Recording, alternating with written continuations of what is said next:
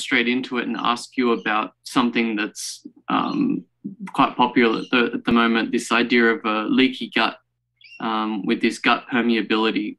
I'd love to get your take on what is leaky gut and what's causing it and what can we do about it?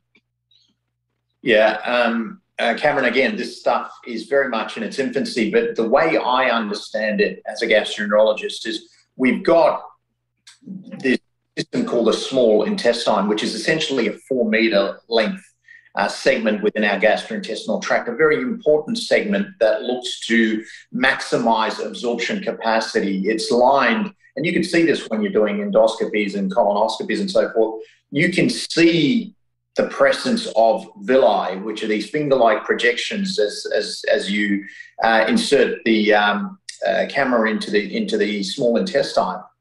Now, the function of the small intestine is to basically, one of the major functions is to absorb, right? And so the villi increase the surface area. And if you were to spread the villi up and measure the entire surface area of the small intestine, it would cover a championship tennis court. That resides within our gut. So we're really built to maximize nutrient absorption.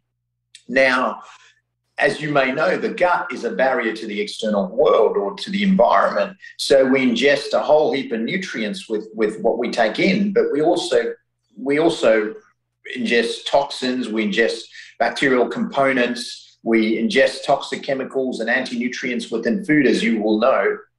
And part of the function of the small bowel is to keep that out, yet filter in and absorb the nutrients. So the small bowel in itself should be an impermeable barrier to these external environmental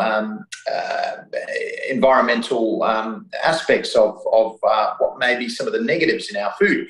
Now, with leaky gut, as it's colloquially known, in the internet space, it's fundamentally a impermeability of that barrier. This one cell barrier that's held together very tightly by the small intestinal cells via something called tight junctions, fundamentally opens up.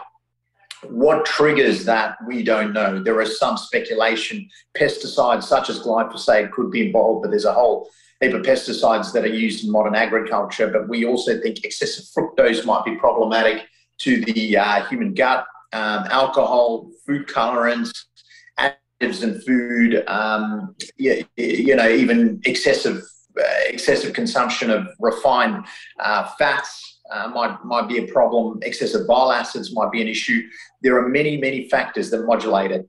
Some of the other triggers that are commonly thought to do it are also lectins like gluten, and this might sort of explain why we might have a bit of an epidemic of non-gluten sensitivity in those that are non-celiacs. It potentially could be modulated at a small intestinal level with impermeability, or as I said, colloquially known as leaky gut.